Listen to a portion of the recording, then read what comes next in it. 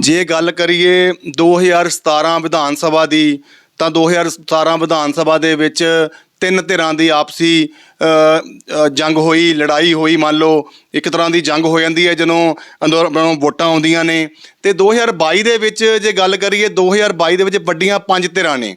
ਅਸੀਂ ਪਹਿਲਾਂ ਪ੍ਰੋਗਰਾਮ ਦੇ ਵਿੱਚ ਦੂਜੀਆਂ ਧਿਰਾਂ ਦੀ ਗੱਲ ਕਰ ਚੁੱਕੇ ਹਾਂ, ਪਰ ਜਿਹੜੀ ਚੌਥੀ ਧਿਰ ਬਣੀ ਹੈ ਉਹਨਾਂ ਦੇ ਨਾਲ ਗੱਲ ਕਰਨ ਦਾ ਸਬੱਬ ਨਹੀਂ ਬਣਿਆ। ਅੱਜ ਉਹ ਚੌਥੀ ਧਿਰ ਨਾਲ ਗੱਲ ਕਰਾਂਗੇ। ਉਹ ਚੌਥੀ ਧਿਰ ਦੇ ਵਿੱਚ BJP, PLC ਪੰਜਾਬ ਲੋਕ ਕਾਂਗਰਸ ਅਤੇ ਸੰਯੁਕਤ ਅਕਾਲੀ ਦਲ ਤਿੰਨੋਂ ਪਾਰਟੀਆਂ ਰਲ ਕੇ ਚੌਥਾ ਧਿਰ ਬਣਾਇਆ ਹੈ।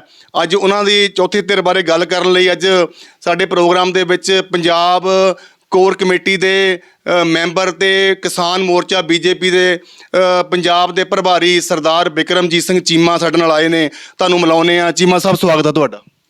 ਬਹੁਤ ਬਹੁਤ ਧੰਨਵਾਦ ਤੁਹਾਡਾ ਵੀ, ਅਤੇ ਜਿੰਨੇ ਵੀ ਤੁਹਾਡੇ ਸਾਰੇ ਸਰੋਤੇ ਨਾਲ ਜੁੜੇ ਹੋਏ ਆ ਤੁਹਾਡੇ ਇਸ ਚੈਨਲ ਦੇ, ਉਹਨਾਂ ਨੂੰ ਵੀ ਮੇਰੀ ਸਤਿ ਸ਼੍ਰੀ ਅਕਾਲ ਜੀ ਸਾਰਿਆਂ ਨੂੰ। ਚੀਮਾ ਸਾਹਿਬ, ਗੱਲ ਕਰੀਏ ਪਾਇਲ ਹਲਕੇ ਦੀ, ਪਾਇਲ ਦੀ ਇਲੈਕਸ਼ਨ ਕਿੱਦਾਂ ਚੱਲ ਰਹੀ ਹੈ? ਪਾਇਲ ਸੀਟ ਦੀ ਜਿਹੜੀ ਗੱਲ ਕਰੀਏ ਤਾਂ ਕਿੰਨੀ ਕੁ ਵੋਟ ਤੁਹਾਡੇ ਅਲਾਇੰਸ ਨੂੰ ਪਊਗੀ? ਦੇਖੋ ਜੀ, ਭਾਰਤੀ ਜਨਤਾ ਪਾਰਟੀ ਪਿਛਲੇ ਕਾਫੀ ਲੰਬੇ ਸਮੇਂ ਤੋਂ ਬਾਅਦ, ਕਿਉਂਕਿ ਹੁਣ ਤੱਕ ਸਾਡਾ ਸ਼੍ਰੋਮਣੀ ਅਕਾਲੀ ਦਲ ਨਾਲ ਸਾਂਝ ਸੀ, ਅਸੀਂ 23 ਸੀਟਾਂ 'ਤੇ ਪੰਜਾਬ ਦੇ ਵਿੱਚ ਲੜਦੇ ਸੀ।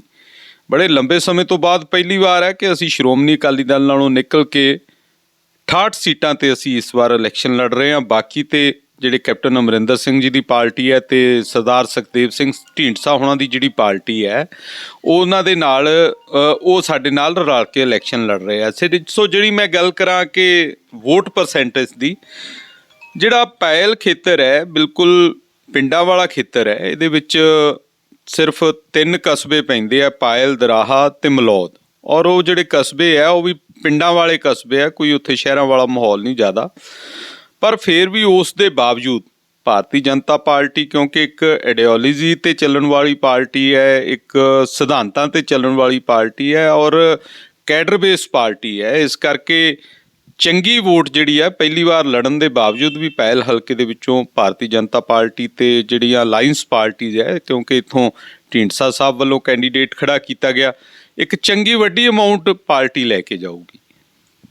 ਚੀਮਾ ਸਾਹਿਬ, ਤੁਹਾਡਾ ਜਿਹੜਾ ਅਲਾਇੰਸ ਆ ਪੰਜਾਬ ਲੋਕ ਕਾਂਗਰਸ ਨਵੀਂ ਪਾਰਟੀ ਹੈ, ਸੰਯੁਕਤ ਅਕਾਲੀ ਦਲ ਵੀ ਅਕਾਲੀ ਦਲ 'ਚੋਂ ਨਿਕਲੇ ਹੋਏ ਢੀਂਡਸਾ ਸਾਹਿਬ ਦੀ ਪਾਰਟੀ ਹੈ, BJP ਵੀ ਪਹਿਲੀ ਵਾਰ ਇਸ ਅਲਾਇੰਸ ਦੇ ਵਿੱਚ ਆਈ ਹੈ। ਕਿ ਤੁਸੀਂ ਦੱਸਿਆ ਆ ਵੀ ਤੁਹਾਡਾ ਅਕਾਲੀ ਦਲ ਨਾਲ ਅਲਾਇੰਸ ਹੁੰਦਾ ਸੀ। ਇਸ ਵਾਰ ਕੀ ਦੇਖਣ ਨੂੰ ਮਿਲੂਗਾ? 9 ਮਾਸ ਦਾ ਰਿਸ਼ਤਾ ਵੀ ਟੁੱਟਿਆ ਹੈ ਕਿਤੇ ਨਾ ਕਿਤੇ। ਵਿਰੋਧੀ ਕਹਿ ਰਹੇ ਆ ਵੀ ਗੈਰ ਵਾਜਬ ਜਿਹਾ ਇਹ ਅਲਾਇੰਸ ਆ। ਅਲਾਇੰਸ ਦਾ ਮੋਟਿਵ ਕੀ ਹੈ? ਇਹ ਅਲਾਇੰਸ ਆਪਸੀ ਤੁਹਾਡੇ, ਜਿਵੇਂ ਹੁਣ ਪਿਛਲੇ 4.5 ਸਾਲ ਦੀ ਗੱਲ ਕਰੀਏ ਤਾਂ ਕੈਪਟਨ ਸਾਹਿਬ CM ਰਹੇ ਨੇ, ਉਹ BJP ਨੂੰ ਚੰਗਾ ਮਾੜਾ ਬੋਲਦੇ ਰਹੇ ਨੇ। ਅਕਾਲੀ ਦਲ ਢੀਂਡਸਾ ਸਾਹਿਬ ਨੂੰ ਮਾੜਾ ਚੰਗਾ ਬੋਲਦਾ ਰਿਹਾ। BJP ਤੁਹਾਡੀ ਵਿੱਚ, ਤੁਸੀਂ BJP 'ਚ ਅਲਾਇੰਸ ਦਈਏ, ਇਹ ਕਿੱਦਾਂ ਦਾ ਅਲਾਇੰਸ ਹੈ? ਭਾਰਤੀ ਜਨਤਾ ਪਾਰਟੀ, ਜਿੱਦਾਂ ਮੈਂ ਪਹਿਲਾਂ ਕਿਹਾ ਹੈ ਕਿ ਇਹਦਾ ਆਈਡੀਓਲੋਜੀ ਹੈ, ਇੱਕ ਵਿਚਾਰ ਹੈ, ਇੱਕ ਇਹਦਾ ਸਿਧਾਂਤ ਨੇ ਜਿਹੜੇ ਕਦੇ ਉਹਨਾਂ ਤੋਂ ਪਿੱਛੇ ਨਹੀਂ ਹਟਦੀ। ਅੱਜ ਤੱਕ ਜਿਹੜਾ ਸ਼੍ਰੋਮਣੀ ਅਕਾਲੀ ਦਲ ਨਾਲ ਪੰਜਾਬ ਦੇ ਵਿੱਚ ਸਾਡਾ ਅਲਾਇੰਸ ਸੀ, ਉਸ ਅਲਾਇੰਸ ਦਾ ਇੱਕ ਮਕਸਦ ਸੀ। ਇਹ ਅਲਾਇੰਸ ਜਿਹੜਾ ਸੀ ਉਸ ਸਮੇਂ ਹੋਇਆ ਜਦੋਂ ਪੰਜਾਬ ਦੇ ਵਿੱਚ ਇੱਕ ਬੜਾ ਕਾਲਾ ਦੌਰ ਚੱਲਿਆ, ਜਿਹਦੇ ਨਾਲ ਪੰਜਾਬ ਦਾ ਬੜਾ ਵੱਡਾ ਨੁਕਸਾਨ ਹੋਇਆ ਔਰ ਜਿਹੜੇ ਪੰਜਾਬ ਦੇ ਭਾਈਚਾਰਿਆਂ ਦੇ ਵਿੱਚ ਆਪਸ ਦੇ ਵਿੱਚ ਕੜੱਤਨ ਵੀ ਪੈਦਾ ਹੋਣ ਦੇ ਆਸਾਰ ਸੀ। ਉਸ ਕੜੱਤਨ ਨੂੰ ਰੋਕਣ ਦੇ ਲਈ ਭਾਰਤੀ ਜਨਤਾ ਪਾਰਟੀ ਅਤੇ ਸ਼੍ਰੋਮਣੀ ਅਕਾਲੀ ਦਲ ਨੇ ਆਪਸ ਦੇ ਵਿੱਚ ਸਾਂਝ ਪੰਝਾਲੀ ਪਾਈ। ਔਰ ਜਿਹੜੀਆਂ ਰਾਜਨੀਤਿਕ ਸਾਂਝਾਂ ਹੁੰਦੀਆਂ, ਉਹ ਕਦੇ ਵੀ ਤੁਸੀਂ ਕਿਸੇ ਵੀ ਪ੍ਰਦੇਸ਼ ਦੇ ਵਿੱਚ ਦੇਖੋ, ਇਸ ਤਰ੍ਹਾਂ ਦੀ ਕਿਤੇ ਤੁਹਾਨੂੰ ਐਗਜ਼ਾਮਪਲ ਸਾਹਮਣੇ ਨਹੀਂ ਆਊ ਕਿ ਇੱਕ ਪਾਰਟੀ 23 'ਤੇ ਲੜ ਰਹੀ ਹੈ ਅਤੇ ਇੱਕ ਪਾਰਟੀ 94 'ਤੇ ਲੜ ਰਹੀ ਹੈ। ਉਹ ਅਸੀਂ ਕੋਈ ਰਾਜਨੀਤੀ ਦੇ ਲਈ ਭਾਰਤੀ ਜਨਤਾ ਪਾਰਟੀ ਨੇ ਸਾਂਝ ਪੰਝਾਲੀ ਨਹੀਂ ਸੀ ਕੀਤੀ। ਉਹ ਜਿਹੜੀ ਸਾਡੀ ਭਾਈਵਾਲੀ ਸੀ, ਉਹ ਪੰਜਾਬ ਦੇ ਭਾਈਚਾਰੇ ਨੂੰ ਬਚਾਉਣ ਦੇ ਲਈ, ਪੰਜਾਬ ਦੀ ਅਮਨ ਅਤੇ ਸ਼ਾਂਤੀ ਨੂੰ ਬਚਾਉਣ ਦੇ ਲਈ, ਪੰਜਾਬ ਦੇ ਵਿੱਚ ਇੱਕ ਚੰਗਾ ਮਾਹੌਲ ਬਣਾਉਣ ਦੇ ਲਈ, ਸ਼ਾਂਤੀ ਦੇ ਲਈ ਭਾਰਤੀ ਜਨਤਾ ਪਾਰਟੀ ਨੇ ਆਪਣੀ ਪੋਲੀਟੀਕਲ ਹਿੱਤਾਂ ਤੱਕ ਨੂੰ ਕੁਰਬਾਨ ਕੀਤਾ ਸੀ ਕਿ ਪੰਜਾਬ ਦੇ ਵਿੱਚ ਜਿਹੜੇ ਹਿੰਦੂ ਸਿੱਖ ਦਾ ਭਾਈਚਾਰਾ ਉਹ ਕਾਇਮ ਰਹਿ ਸਕੇ। ਸੋ ਕੋਈ ਪੋਲੀਟੀਕਲ ਅਸੀਂ ਉਹਨੂੰ ਕਦੇ ਵੀ ਮੈਂ ਅਲਾਇੰਸ ਨਹੀਂ ਮੰਨਿਆ। ਮੈਂ ਉਸ ਨੂੰ ਮੈਂ ਹਮੇਸ਼ਾ ਕਹਿੰਦਾ ਹੁੰਦਾ ਕਿ ਭਾਰਤੀ ਜਨਤਾ ਪਾਰਟੀ ਨੇ ਆਪਣੀ ਕੁਰਬਾਨੀ ਦੇ ਉੱਤੇ ਉਹ ਅਲਾਇੰਸ ਕਾਇਮ ਰੱਖਿਆ, ਆਪਣੇ ਆਪ ਨੂੰ 23 'ਤੇ ਸੀਮਤ ਕਰਕੇ ਉਹ ਅਲਾਇੰਸ ਕਰ ਰੱਖਿਆ। ਦੂਜੀ ਜਿਹੜੀ ਗੱਲ ਤੁਸੀਂ ਹੁਣ ਵਾਲੇ ਅਲਾਇੰਸ ਦੀ ਕਰ ਰਹੇ ਹੋ ਕਿ ਕੈਪਟਨ ਅਮਰਿੰਦਰ ਸਿੰਘ ਜੀ ਨਾਲ ਅਲਾਇੰਸ ਹੋਣਾ ਜਾਂ ਸਰਦਾਰ ਸੁਖਦੇਵ ਸਿੰਘ ਢੀਂਡਸਾ ਹੋਣਾ ਦੇ ਸੰਯੁਕਤ ਅਕਾਲੀ ਦਲ ਨਾਲ ਅਲਾਇੰਸ ਹੋਣਾ, ਭਾਰਤੀ ਜਨਤਾ ਪਾਰਟੀ ਹਮੇਸ਼ਾ ਆਈਡੀਓਲੋਜੀ ਦੇ, ਜਿੱਦਾਂ ਮੈਂ ਕਹਿ ਰਿਹਾ, ਵਿਚਾਰਧਾਰਾ ਦੇ ਨੇੜੇ ਰਹਿ ਕੇ, ਸਾਡੀ ਵਿਚਾਰਧਾਰਾ ਕੀ ਹੈ, ਸਾਡੀ ਰਾਸ਼ਟਰਵਾਦ ਦੀ ਵਿਚਾਰਧਾਰਾ ਹੈ, ਸਾਡੇ ਲਈ ਦੇਸ਼ ਪਹਿਲਾਂ ਹੈ, ਉਸ ਤੋਂ ਬਾਅਦ ਸੂਬੇ ਹੈ, ਫਿਰ ਸਾਡੇ ਜਿਹੜੇ ਆਪਣੇ ਹਿੱਤ, ਪਰਿਵਾਰਾਂ ਦੇ ਹਿੱਤ ਆਉਂਦੇ ਆ, ਪਾਰਟੀ ਦੇ ਹਿੱਤ ਹੁੰਦੇ ਆ, ਉਹ ਸੈਕੰਡਰੀ ਆਪਸ਼ਨਸ ਨੇ। ਕੈਪਟਨ ਅਮਰਿੰਦਰ ਸਿੰਘ ਤੁਸੀਂ ਦੇਖੋ, ਚਾਹੇ ਕਾਂਗਰਸ ਦੇ ਵਿੱਚ ਰਹੇ ਹੈ, ਕਾਂਗਰਸ ਦੇ ਮੁੱਖ ਮੰਤਰੀ ਵੀ ਰਹੇ ਹੈ, ਪਰ ਜਿੱਥੇ ਦੇਸ਼ ਦੀ ਗੱਲ ਆਉਂਦੀ ਸੀ ਉਹ ਹਮੇਸ਼ਾ ਦੇਸ਼ ਦੇ ਨਾਲ ਖੜਦੇ ਸੀ, ਡਟ ਕੇ ਚਟਾਨ ਵਾਂਗ ਰਾਸ਼ਟਰਵਾਦ ਦੀ ਸੋਚ ਤੇ ਪਹਿਰਾ ਦਿੰਦੇ ਸੀ। ਇਸ ਕਰਕੇ ਸਾਡੀ ਜਿਹੜੀ ਆਈਡੀਓਲੋਜੀ ਹੈ ਆਪਸ ਦੇ ਵਿੱਚ ਉਹਨਾਂ ਦੇ ਨਾਲ ਕਿਤੇ ਨਾ ਕਿਤੇ ਮੈਚ ਕਰਦੀ ਸੀ। ਇਸੇ ਤਰ੍ਹਾਂ ਸਰਦਾਰ ਸੁਖਦੇਵ ਸਿੰਘ ਢੀਂਡਸਾ ਦੀ ਜੇ ਤੁਸੀਂ ਵਿਚਾਰਧਾਰਾ ਨੂੰ ਨੇੜੇ ਹੋ ਕੇ ਵਾਚੋਗੇ ਤੇ ਉਹ ਵੀ ਕਿਤੇ ਨਾ ਕਿਤੇ ਰਾਸ਼ਟਰਵਾਦੀ ਵਿਚਾਰਧਾਰਾ ਦੇ ਨਾਲ ਚੱਲਦੇ ਆ। ਔਰ ਸ਼੍ਰੋਮਣੀ ਅਕਾਲੀ ਦਲ ਦੇ ਵਿੱਚ ਰਹਿੰਦਿਆਂ ਸਰਦਾਰ ਸੁਖਦੇਵ ਸਿੰਘ ਢੀਂਡਸਾ ਹੋਣਾ ਦੇ ਜਿਸ ਢੰਗ ਦੇ ਨਾਲ ਭਾਰਤੀ ਜਨਤਾ ਪਾਰਟੀ ਦੇ ਰਿਲੇਸ਼ਨ ਸੀ ਸਾਡੇ ਆਪਸ ਦੇ ਵਿੱਚ, ਉਹ ਵੀ ਰਿਲੇਸ਼ਨ ਵੀ ਕੰਮ ਆ ਰਹੇ ਸੀ। ਇਸ ਕਰਕੇ ਉਹਨਾਂ ਪਾਰਟੀਆਂ ਦੇ ਨਾਲ ਭਾਰਤੀ ਜਨਤਾ ਪਾਰਟੀ ਦਾ ਜਿਹੜਾ ਅਲਾਇੰਸ ਹੈ ਉਹ ਇੱਕ ਵਿਚਾਰਧਾਰਕ ਅਲਾਇੰਸ ਹੋਇਆ। ਵਿਰੋਧੀ ਕਹਿ ਰਿਹਾ ਵੀ ਮੋਦੀ ਸਾਹਿਬ ਨਾਲ ਇਹਨਾਂ ਦੀ ਨੇੜਤਾ ਸੀ, ਕੈਪਟਨ ਸਾਹਿਬ ਦੀ ਨੇੜਤਾ ਸੀ, ਢੀਂਡਸਾ ਸਾਹਿਬ ਦੀ ਚਿਰ ਤੋਂ ਨੇੜਤਾ ਸੀ, ਇਹ ਤਾਂ ਕਰਕੇ ਅਲਾਇੰਸ ਹੋਇਆ। ਦੇਖੋ ਜੀ, ਵਿਰੋਧੀਆਂ ਦਾ ਕੰਮ ਹੈ ਕੁਛ ਤੋਂ ਲੋਕ ਕਹੇਂਗੇ, ਲੋਗੋਂ ਕਾ ਕਾਮ ਹੈ ਕਹਿਣਾ। ਰਾਜਨੀਤੀ ਦੇ ਵਿੱਚ ਵਿਰੋਧ ਕਰਨਾ, ਬਿਨਾਂ ਤੱਥਾਂ ਤੋਂ ਵਿਰੋਧ ਕਰਨਾ, ਜੇ ਕੈਪਟਨ ਅਮਰਿੰਦਰ ਸਿੰਘ ਨੇ ਕਿਤੇ ਰਾਸ਼ਟਰਵਾਦ ਦੀ ਗੱਲ ਕੀਤੀ ਉੱਥੇ ਇਹ ਕਹਿਣਾ ਕਿ ਮੋਦੀ ਨਾਲ ਮਿਲਿਆ ਹੋਇਆ। ਦੇਖੋ, ਜਿਹੜਾ ਮੁੱਖ ਮੰਤਰੀ ਹੈ, ਜਿੱਥੇ ਉਹ ਸੂਬੇ ਦਾ ਮੁੱਖ ਮੰਤਰੀ ਹੁੰਦਾ, ਉੱਥੇ ਉਹਦੇ ਦੇਸ਼ ਦੇ ਲਈ ਵੀ ਕੁਝ ਫਰਜ਼ ਬਣਦੇ ਆ। ਜੇ ਦੇਸ਼ ਤੇ ਕਿਤੇ ਕੋਈ ਪ੍ਰੋਬਲਮ ਆਉਂਦੀ ਹੈ, ਕਿਉਂਕਿ ਪੰਜਾਬ ਦਾ 650 ਕਿਲੋਮੀਟਰ ਲੰਬਾ ਬਾਰਡਰ ਜਿਹੜਾ ਹੈ ਉਹ ਪਾਕਿਸਤਾਨ ਤੇ ਦੂਜੇ ਮੁਲਕਾਂ ਦੇ ਨਾਲ ਲੱਗਦਾ ਹੈ, ਔਰ ਇਹ ਉਹ ਬਾਰਡਰ ਹੈ ਜਿੱਥੇ ਹਮੇਸ਼ਾ ਡਿਸਟਰਬੈਂਸ ਰਹਿੰਦੀ ਹੈ, ਜਿੱਥੇ ਹਮੇਸ਼ਾ ਪ੍ਰੋਬਲਮਸ ਰਹਿੰਦੀ ਆ। ਔਰ ਇੱਥੋਂ ਦਾ ਮੁੱਖ ਮੰਤਰੀ ਜਿਹੜਾ ਹੈ ਉਹ ਦੇਸ਼ ਦੀ ਵਿਚਾਰਧਾਰਾ ਵਾਲਾ ਹੋਣਾ ਬਹੁਤ ਜ਼ਰੂਰੀ ਹੈ। ਰਾਸ਼ਟਰਵਾਦ ਦੇ ਨਾਲ ਚੱਲਣ ਵਾਲਾ ਮੁੱਖ ਮੰਤਰੀ ਇੱਥੇ ਬਹੁਤ ਜ਼ਰੂਰੀ ਹੈ। ਸੋ ਕੈਪਟਨ ਅਮਰਿੰਦਰ ਸਿੰਘ ਨਾਲ ਸਾਡੀ ਵਿਚਾਰਧਾਰਾ ਮੈਚ ਕਰਦੀ ਸੀ। ਕੈਪਟਨ ਸਾਹਿਬ ਹਮੇਸ਼ਾ ਪਾਰਟੀ ਤੋਂ ਪਹਿਲਾਂ ਵੀ ਦੇਸ਼ ਨਾਲ ਖੜਦੇ ਸੀ। ਇਸ ਕਰਕੇ ਲੋਕਾਂ ਨੂੰ ਅੱਜ ਉਹਨਾਂ ਦੀ ਉਹ ਪਾਰਟੀ ਕਹਿ ਰਹੀ ਹੈ ਕਿ ਕੈਪਟਨ ਸਾਹਿਬ ਮੋਦੀ ਸਾਹਿਬ ਦੇ ਨੇੜੇ ਸੀ। ਜਦੋਂ ਕੈਪਟਨ ਸਾਹਿਬ ਮੋਦੀ ਸਾਹਿਬ ਤੋਂ ਫੰਡ ਲੈ ਕੇ ਆਉਂਦੇ ਸੀ, ਸੂਬੇ ਦੇ ਲਈ ਵਿਕਾਸ ਕੰਮ ਲੈ ਕੇ ਆਉਂਦੇ ਸੀ, ਉਦੋਂ ਕਦੇ ਕਾਂਗਰਸ ਨੇ ਨਹੀਂ ਕਿਹਾ ਕਿ ਮਾੜਾ ਕੰਮ ਕਰ ਰਹੇ ਹੋ। ਸੋ ਇਸ ਕਰਕੇ ਗੱਲਾਂ ਸਾਰੀਆਂ ਰਾਜਨੀਤੀ ਦੇ ਵਿੱਚ ਚੱਲਦੀਆਂ ਰਹਿੰਦੀਆਂ। ਚੀਮਾ ਸਾਹਿਬ, ਜੇ ਬੀਜੇਪੀ ਦੇ ਪ੍ਰਵਕਤਾ ਨਾਲ ਗੱਲ ਹੋਵੇ ਤਾਂ ਅੱਜ ਦੇ ਸਮੇਂ ਦੇ ਵਿੱਚ ਅੰਦੋਲਨ ਦੀ ਗੱਲ ਨਾ ਹੋਵੇ, ਉਹ ਵੀ ਗੱਲ ਅਧੂਰੀ ਰਹਿ ਜਾਊਗੀ। ਜੇ ਮੈਂ ਤੁਹਾਡੇ ਨਾਲ ਗੱਲ ਕਰਾਂ, 1.25 ਸਾਲ ਅੰਦੋਲਨ ਚੱਲਿਆ, 1 ਸਾਲ ਕਿਸਾਨ ਦਿੱਲੀ ਦੇ ਬਾਰਡਰਾਂ 'ਤੇ ਬੈਠੇ ਰਹੇ, 719 ਕਿਸਾਨ ਸ਼ਹੀਦ ਹੋਏ, ਕਾਰਪੋਰੇਟ ਘਰਾਣਿਆਂ ਦੀ ਅੱਖ ਜ਼ਮੀਨਾਂ ਦੇ ਉੱਪਰ, ਕਿਸਾਨੀ ਦੇ ਉੱਪਰ, ਕਿੰਨੇ ਲੋਕਾਂ ਦਾ ਉੱਥੇ ਘਾਣ ਹੋਇਆ, ਕਿੰਨੇ ਅਧਿਕਾਰਾਂ ਦਾ, ਮਨੁੱਖੀ ਅਧਿਕਾਰਾਂ ਦਾ ਘਾਣ ਹੋਇਆ। ਮੋਦੀ ਸਾਹਿਬ ਨੇ ਵੀ ਇੱਕ ਵਾਰ ਵੀ ਆਪਣੀ ਜ਼ਬਾਨ ਤੋਂ ਉਹਨਾਂ ਜਿਹੜੇ ਆਪਣੇ ਕਿਸਾਨ ਸ਼ਹੀਦ ਹੋਏ ਉਹਨਾਂ ਬਾਰੇ ਕਦੇ ਉਹਨਾਂ ਨੇ ਆਪਣੀ ਜ਼ਬਾਨ ਤੋਂ ਕਦੇ ਲਫ਼ਜ਼ ਨਹੀਂ ਬੋਲਿਆ, ਕਦੇ ਸੰਸਦ ਦੇ ਵਿੱਚ ਅਫਸੋਸ ਨਹੀਂ ਪ੍ਰਗਟ ਕੀਤਾ। ਜੇ ਕਿਤੇ ਮੈਂ ਗੱਲ ਕਰਾਂ, ਜੇ ਵਿਦੇਸ਼ਾਂ ਵਿੱਚ ਕਿਤੇ ਕੋਈ ਆਫਤ ਆਉਂਦੀ ਹੈ ਤਾਂ ਮੋਦੀ ਸਾਹਿਬ ਉੱਥੋਂ ਦੀ ਮਦਦ ਕਰਦੇ ਆ, ਉੱਥੇ ਲੋਕਾਂ ਨੂੰ ਆਪਣੀ ਸ਼ਰਧਾਂਜਲੀ ਦਿੰਦੇ ਆ। ਕਿਸਾਨਾਂ ਨਾਲ ਕਿਉਂ ਇਦਾਂ ਦਾ ਵਿਹਾਰ ਕੀਤਾ? ਕਿ ਮੋਦੀ ਸਾਹਿਬ ਬੀਜੇਪੀ ਦੇ ਪ੍ਰਧਾਨ ਮੰਤਰੀ ਨੇ ਕਿ ਦੇਸ਼ ਦੇ ਪ੍ਰਧਾਨ ਮੰਤਰੀ ਨੇ? ਬੜਾ ਵਧੀਆ ਪ੍ਰਸ਼ਨ ਕੀਤਾ ਤੁਸੀਂ, ਕਿਉਂਕਿ ਪੰਜਾਬ ਦੇ ਲੋਕਾਂ ਦੇ ਵਿੱਚ ਜੋ ਤੁਸੀਂ ਇਹ ਕਿਹਾ ਹੈ, ਇਹ ਭਰਮ ਪੈਦਾ ਹੋਇਆ। ਮੋਦੀ ਸਾਹਿਬ ਜਦੋਂ ਤੋਂ ਦੇਸ਼ ਦੇ ਪ੍ਰਧਾਨ ਮੰਤਰੀ ਬਣੇ ਆ, ਉਹਨਾਂ ਦੀਆਂ ਜਿੰਨੀਆਂ ਪਾਲਿਸੀਜ਼ ਹੈ, ਜਿੰਨੀਆਂ ਸਕੀਮ ਹੈ, ਉਹ ਸਾਰੀਆਂ ਕਿਸਾਨ ਦੇ ਲਈ ਨੇ। ਕਿਸਾਨ ਲਈ ਉਹ ਬੜੀਆਂ ਅੱਛੀਆਂ ਪਾਲਿਸੀਆਂ ਲੈ ਕੇ ਆਏ ਹੈ। ਅੱਜ ਤੱਕ ਕਾਂਗਰਸ ਨੇ ਦੇਸ਼ 'ਤੇ ਲੰਬਾ ਸਮਾਂ ਰਾਜ ਕੀਤਾ, ਕਿਉਂ ਨਹੀਂ ਕਦੇ ਕਾਂਗਰਸ ਦੇ ਮਨ 'ਚ ਵਿਚਾਰ ਆਇਆ ਕਿ ਜਿਹੜਾ ਕਿਸਾਨ ਦੇਸ਼ ਦਾ ਅਨਾਜ ਭਰ ਰਿਹਾ, ਦੇਸ਼ ਦਾ ਢਿੱਡ ਭਰ ਰਿਹਾ, ਉਸ ਕਿਸਾਨ ਨੂੰ ਕਦੇ 1 ਰੁਪਈਆ ਸਨਮਾਨ ਦੇਣ ਦੀ ਗੱਲ ਕਾਂਗਰਸ ਨੇ ਕਿਉਂ ਨਹੀਂ ਕੀਤੀ? ਜੇ ਸਨਮਾਨ ਨਿਧੀ ਦੀ ਯੋਜਨਾ ਦੀ ਸ਼ੁਰੂਆਤ ਕੀਤੀ, 6,000 ਰੁਪਈਆ ਕੋਈ ਮੁਆਵਜ਼ਾ ਨਹੀਂ, ਕਿਸੇ ਫਸਲਾਂ ਦੇ ਰੇਟ ਨਹੀਂ ਦੇ ਰਹੇ ਮੋਦੀ ਸਾਹਿਬ ਜਾਂ ਹਿੰਦੁਸਤਾਨ ਦੀ ਸਰਕਾਰ, ਸਿਰਫ ਇੱਕ ਕਿਸਾਨ ਦੇ ਸਨਮਾਨ ਦੇ ਲਈ। ਕਿਉਂਕਿ ਕਿਸਾਨ ਮੋਦੀ ਸਾਹਿਬ ਦੇ ਮਨ 'ਚ ਹੈ ਕਿ ਉਹ ਕਿਸਾਨ ਜਿਹੜਾ ਸਾਡੇ ਦੇਸ਼ ਦਾ, ਉਹਦਾ ਸਨਮਾਨ ਲਈ 6,000 ਰੁਪਈਆ ਉਹਨੂੰ ਸਾਲ ਦਾ ਦੇ ਕੇ ਅਸੀਂ ਉਹਨੂੰ ਸਜਦਾ ਕਰਨਾ। ਅੱਜ ਤੱਕ ਕਿੰਨੀਆਂ ਸਰਕਾਰਾਂ ਆਈਆਂ, ਕਿੰਨੀਆਂ ਸਰਕਾਰਾਂ ਨੇ ਇਸ ਇਸ਼ੂ ਨੂੰ ਕਦੇ ਟੱਚ ਵੀ ਨਹੀਂ ਕੀਤਾ। ਔਰ ਉਸ ਦੇ ਨਾਲ ਜਿੰਨੀਆਂ ਹੋਰ ਪਾਲਿਸੀਜ਼ ਬਣਾਈਆਂ, ਉਹ ਸਾਰੀਆਂ ਕਿਸਾਨ ਦੇ ਹਿੱਤ ਲਈ ਬਣਾਈਆਂ। ਇਹ ਠੀਕ ਹੈ ਕਿ ਜਿਹੜੇ ਅੱਜ ਤੱਕ ਜਦੋਂ ਤੋਂ ਦੇਸ਼ ਆਜ਼ਾਦ ਹੋਇਆ, ਖੇਤੀ ਸੈਕਟਰ ਦੇ ਵਿੱਚ ਪ੍ਰਾਈਵੇਟ ਇਨਵੈਸਟਮੈਂਟ ਬਿਲਕੁਲ ਨਹੀਂ ਹੋਈ ਹੈਗੀ। ਖੇਤੀ ਸੈਕਟਰ ਦਿਨੋਂ ਦਿਨ GDP ਦੇ ਵਿੱਚੋਂ ਖੇਤੀ ਸੈਕਟਰ ਦੀ ਜਿਹੜੀ ਗਰੋਥ ਰੇਟ ਆ ਉਹ ਘਟਦਾ ਜਾ ਰਿਹਾ, ਤੇ ਅੱਜ ਟੋਟਲ GDP ਦੇ ਵਿੱਚ ਸਿਰਫ 16 ਜਾਂ 17% ਸਾਡੇ ਜਿਹੜੀ ਐਗਰੀਕਲਚਰ ਹੈ ਉਹਦਾ ਹਿੱਸਾ ਹੈ, ਜਦ ਕਿ 70% ਲੋਕ ਐਗਰੀਕਲਚਰ ਨਾਲ ਜੁੜੇ ਹੋਏ ਆ। ਹਿੰਦੁਸਤਾਨ ਕਿਸਾਨ ਦਾ ਦੇਸ਼ ਹੈ, ਕਿਸਾਨ ਨਾਲ ਜੁੜੇ ਹੋਏ ਧੰਦਿਆਂ ਦਾ ਦੇਸ਼ ਹੈ। ਉਹਦਾ ਕਾਰਨ ਇਹ ਹੈ ਕਿ ਅੱਜ ਤੱਕ ਕੋਈ ਖੇਤੀ ਦੇ ਲਈ ਸਹੀ ਪਾਲਿਸੀਜ਼ ਹੀ ਨਹੀਂ ਬਣੀ ਸੀ। ਔਰ ਮੋਦੀ ਸਾਹਿਬ ਤੇ ਸੈਂਟਰ ਦੀ ਸਰਕਾਰ ਨੂੰ ਲੱਗਿਆ ਕਿ ਖੇਤੀ ਦੇ ਲਈ ਕੋਈ ਪਾਲਿਸੀ ਬਣਾਉਣੀ ਚਾਹੀਦੀ ਹੈ ਜਿਹਦੇ ਨਾਲ ਪ੍ਰਾਈਵੇਟ ਇਨਵੈਸਟਮੈਂਟ ਇੱਧਰ ਆਵੇ, ਤੇ ਉਹਨਾਂ ਨੇ ਉਹ ਠੀਕ ਹੈ ਉਹ ਕਾਨੂੰਨਾਂ ਦੇ ਰਾਹੀਂ ਬਣਾ ਕੇ ਲੈ ਕੇ ਆਏ ਸੀ। ਪਰ ਦੇਸ਼ ਦੇ ਸਾਡੇ ਖਾਸ ਕਰਕੇ ਪੰਜਾਬ ਤੇ ਹਰਿਆਣੇ ਦੇ ਕਿਸਾਨਾਂ ਨੂੰ ਉਹ ਜਿਹੜੇ ਬਿੱਲ ਹੈ ਨਹੀਂ ਚੰਗੇ ਲੱਗੇ। ਉਸ ਤੋਂ ਬਾਅਦ ਸਾਰਾ ਰਿਵਿਊ ਕਰਨ ਤੋਂ ਬਾਅਦ ਮੋਦੀ ਸਾਹਿਬ ਨੇ ਜਿੱਥੇ ਉਹ ਬਿੱਲ ਵਾਪਸ ਲਏ ਉੱਥੇ ਨਾਲ ਉਹਨਾਂ ਨੇ ਮਾਫੀ ਵੀ ਮੰਗੀ ਕਿ ਮੈਂ ਮਾਫੀ ਮੰਗਦਾ ਕਿ ਮੈਂ ਇਹ ਬਿੱਲ ਜਿਹੜੇ ਹੈ ਤੁਹਾਨੂੰ ਅਸੀਂ ਸਮਝਾ ਵੀ ਨਹੀਂ ਸਕੇ ਜਾਂ ਇਹਦੇ ਵਿੱਚ ਜੋ ਨੁਕਸਾਨ ਹੋਇਆ ਉਹਦੇ ਲਈ ਅਸੀਂ ਮਾਫੀ ਮੰਗਦੇ ਹਾਂ। ਮੈਂ ਮਾਫੀ ਮੰਗਦਾ। ਦੇਸ਼ ਪਹਿਲੀ ਵਾਰ ਤੁਸੀਂ ਵੀ ਬੜੇ ਲੰਬੇ ਸਮੇਂ ਤੋਂ ਰਾਜਨੀਤੀ 'ਚ ਵੀ ਵਿਚਰਦੇ ਰਹੇ ਹੋ, ਪੱਤਰਕਾਰਤਾ ਦੇ ਥਰੂ ਵੀ ਲੋਕਾਂ 'ਚ ਜਾਂਦੇ ਹੋ, ਰਾਜਨੀਤੀ ਨੂੰ ਵਾਚਦੇ ਵੀ ਹੋ। ਪਹਿਲੀ ਵਾਰ ਅੱਜ ਤੱਕ ਜੇ ਕੋਈ ਸਰਪੰਚ ਬਣ ਜਾਵੇ ਨਾ ਉਹ ਵੀ ਕਿਸੇ ਗੱਲ ਦੀ ਮਾਫੀ ਨਹੀਂ ਮੰਗਦਾ। ਇਹ ਪਹਿਲੀ ਵਾਰ ਹੈ ਕਿ ਦੇਸ਼ ਦੇ ਵਿੱਚ ਕਿਸੇ ਪ੍ਰਧਾਨ ਮੰਤਰੀ ਨੇ ਜੇ ਕੋਈ ਬਿੱਲ ਲਿਆਂਦੇ ਵੀ ਉਹਦੇ ਲਈ ਮਾਫੀ ਵੀ ਮੰਗੀ, ਬਿੱਲ ਵਾਪਸ ਵੀ ਲਏ। 84 ਹੋਇਆ ਸੀ ਪੰਜਾਬ ਦੇ ਵਿੱਚ, ਸਾਡੇ ਗੁਰੂ ਧਾਮ ਵੀ ਢਾਏ ਗਏ ਸੀ। ਸਾਡੇ ਉਸ ਤੋਂ ਬਾਅਦ ਦਿੱਲੀ ਦੇ ਵਿੱਚ ਸਾਰੇ ਹਿੰਦੁਸਤਾਨ ਦੇ ਵਿੱਚ ਸਿੱਖ ਕੌਮ ਦੀ ਨਸਲਕੁਸ਼ੀ ਕਰਨ ਦੀ ਕੋਸ਼ਿਸ਼ ਕੀਤੀ ਕਾਂਗਰਸ ਨੇ। ਅੱਜ ਤੱਕ ਉਸ ਪਰਿਵਾਰ ਨੇ ਮਾਫੀ ਨਹੀਂ ਮੰਗੀ।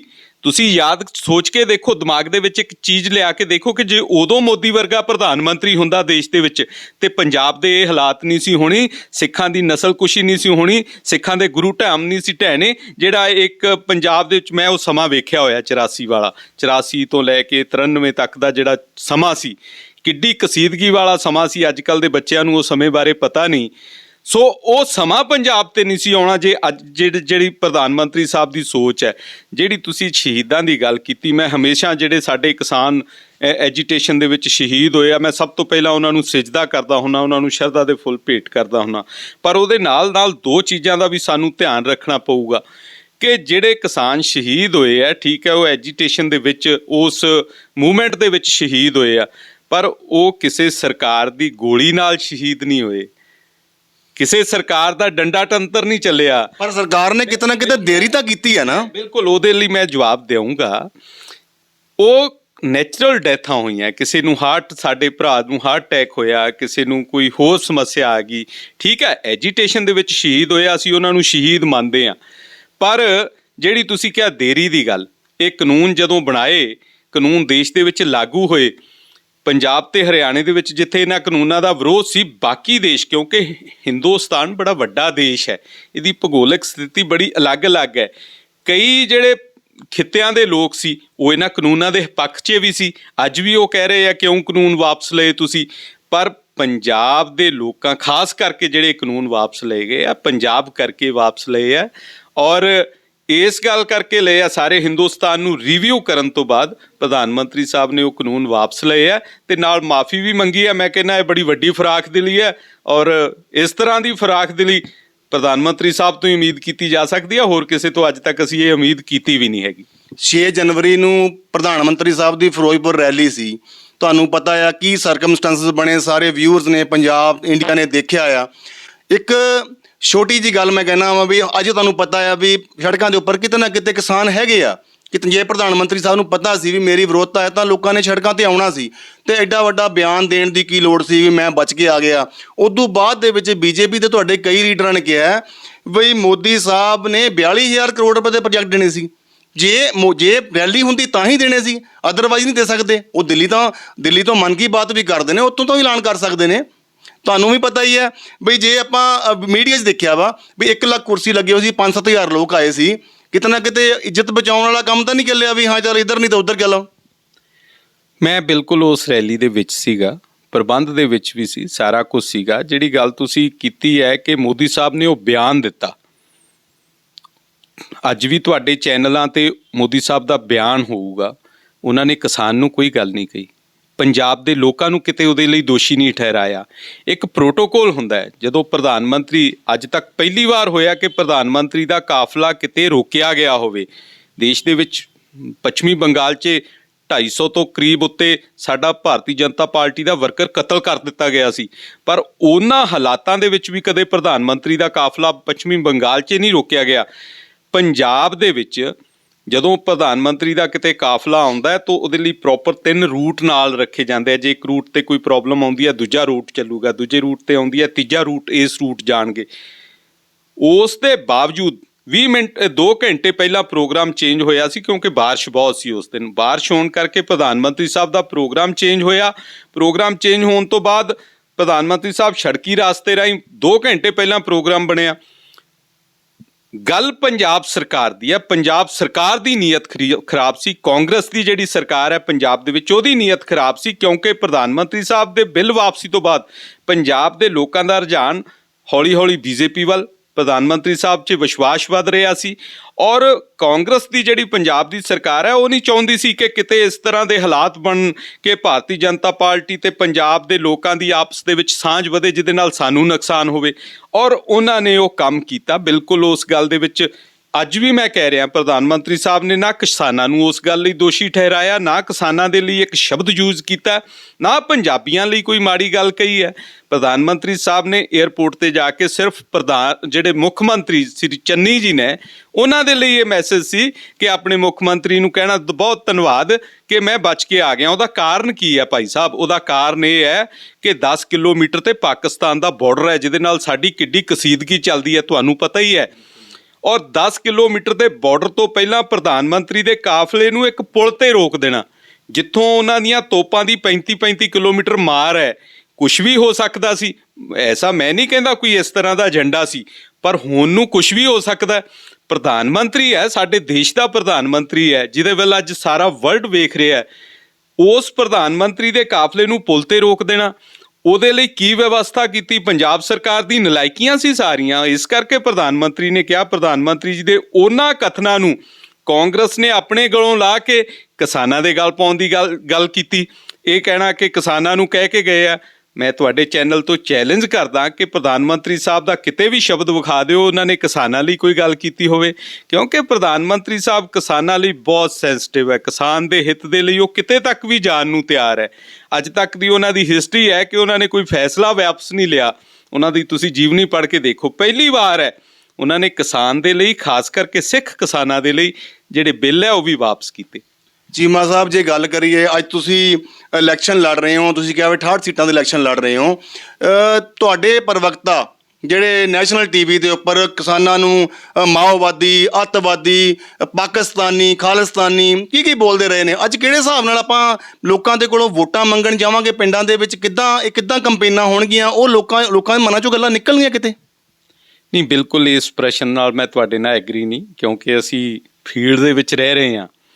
ਪਿਛਲੇ ਲਗਾਤਾਰ ਗੱਲਾਂ ਤਾਂ ਹੋਈਆਂ ਨੇ ਨਾ ਟੀਵੀ ਚੈਨਲਾਂ ਦੇ ਵਿੱਚ। ਹਾਂਜੀ, ਗੱਲਾਂ ਹੋਈਆਂ ਨੇ ਨਾ। ਉਹਦੇ 'ਚ ਮੈਂ ਦੱਸਦਾ, ਉਹ ਜਿਹੜੇ ਕਾਰਨਾਂ ਕਰਕੇ ਗੱਲਾਂ ਹੋ ਰਹੀਆਂ ਸੀ, ਉਹਨਾਂ ਕਾਰਨਾਂ ਨੂੰ ਪਿੱਛੇ ਰੱਖ ਕੇ ਸਿਰਫ ਕਿਸਾਨ ਤੇ ਜਾ ਕੇ ਗੱਲ ਲਿਜਾ ਕੇ ਸੁੱਟ ਦੇਣੀ, ਉਹ ਗੱਲਾਂ ਦੇ ਵਿੱਚ, ਕਿਉਂਕਿ ਜਦੋਂ ਆਪਾਂ ਕੋਈ ਸਿੰਪਲ ਗੱਲ ਵੀ ਕਰਦੇ ਹਾਂ, ਆਪਾਂ ਗੱਲ ਨੂੰ ਤੋੜਨਾ ਮੋੜਨਾ ਹੋਵੇ ਬੜੀ ਛੇਤੀ ਮੋੜ ਸਕਦੇ ਹਾਂ, ਕਿਉਂਕਿ ਸਾਡੀ ਬੋਲਚਾਲ ਦਾ ਲਹਿਜਾ ਹੀ ਐਸਾ ਹੁੰਦਾ, ਉਹਨੂੰ ਜਿੱਧਰ ਨੂੰ ਮਰਜ਼ੀ ਲੈ ਜਾਓ।